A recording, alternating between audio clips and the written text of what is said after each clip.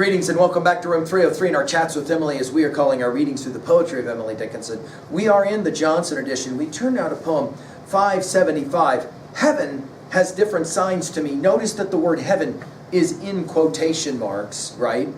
And immediately with the use of the word signs, we'll be taken back to our study of 577. We'll be getting ready for our study of 577 that's coming. And then there's this to me construction that you saw for the first time in poem number 3 and in 89 different poems.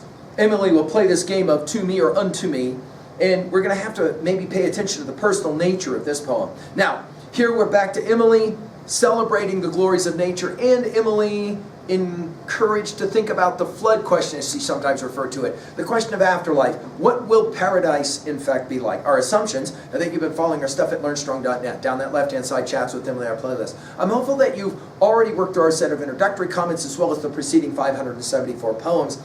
We just finished with 574, My First Well Day. And if you have, then you'll be able to place this poem within the context of a number of what some have called Emily's transcendental strain.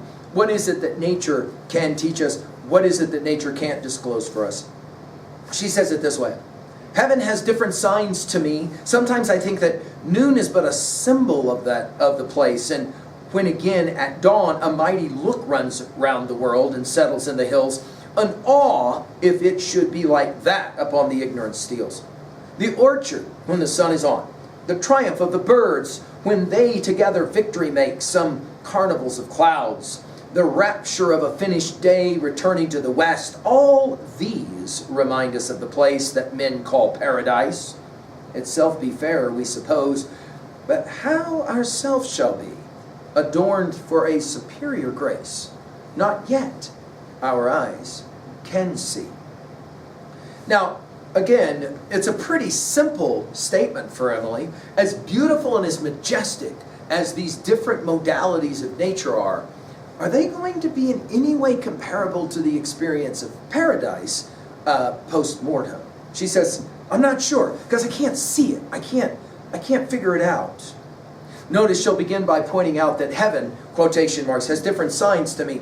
Signs here could mean definitions or pointers, if you will. Again, we're going to see this word signs when we hit 577. This to me construction, by the way, we're going to see in the next poem of 576. Sometimes, she says, I think that noon is but a symbol of the place, right? In other words, go from signs to symbols. And when again it dawns, so notice we go from noon to dawn, a mighty look runs round the world and settles in the hills. It's a beautiful way to say it, right? As the sun is coming up or going down. Either way, it's beautiful, it's majestic, right? An awe, and I think this is the key word of the poem. Emily loves this word. She uses it in 21 of her poems.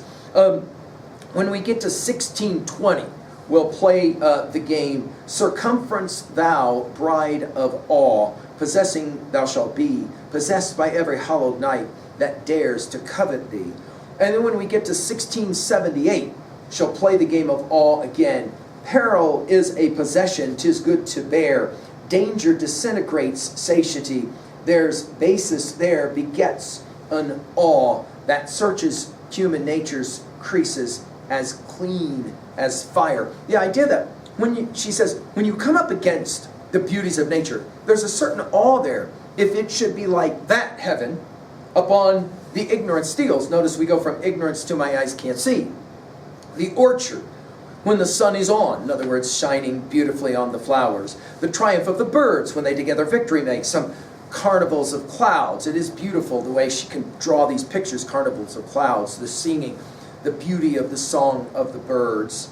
The rapture takes us to poem 184 of a finished day. Now I read this and I can't help but think of when we were doing our complete study of all of the poems of Whitman's Leaves of Grass, the Deathbed Edition. You'll remember that little poem, An Ended Day, Triumph, Transformation, Jubilant. It seems to me we're playing a similar game here. They're contemporaries, Emily and Walt, but never read each other's stuff or knew each other. The rapture of a finished day. You can go to learnstrong.net to find our comments on that and all the Walt Whitman poems. Returning to the West. So notice she plays all the different modalities of when we look at nature and we're kind of blown away. All these, remind us of the place that men call paradise. By the way, just to pointed out again, Emily seems to make the argument often that the only sin is really to forget. In other words, I'm reminded of what paradise could be like every time I see one of these beautiful things.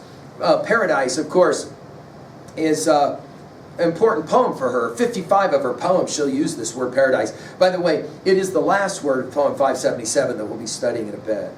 Itself be fairer, notice paradise, more beautiful than anything we see, we suppose. In other words, all we can do is guess, as Emily was so often pointed out. But how ourselves, notice we go from to me to ourselves, shall be adorned. In other words, what will the afterlife look like when I'm adorned, she asks, for a superior grace, right? And in other words, this idea of grace we come back to from our study of 574, as we said, right, to hide her parting grace.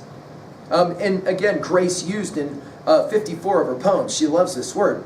Nor yet our eyes, notice it's not my eyes, it's our eyes. Did you notice it? How subtle this is. Emily invites you to become a part of her personal musings on paradise. Our eyes can see. Again, go back to poem 574, our unfitted eyes, she called it there. Where Emily's always trying to see what can't be seen. What will the afterlife be like? I think her argument at 2a is that nature can't really tell us what paradise will be like. It can just gesture at it, give us signs, if you will.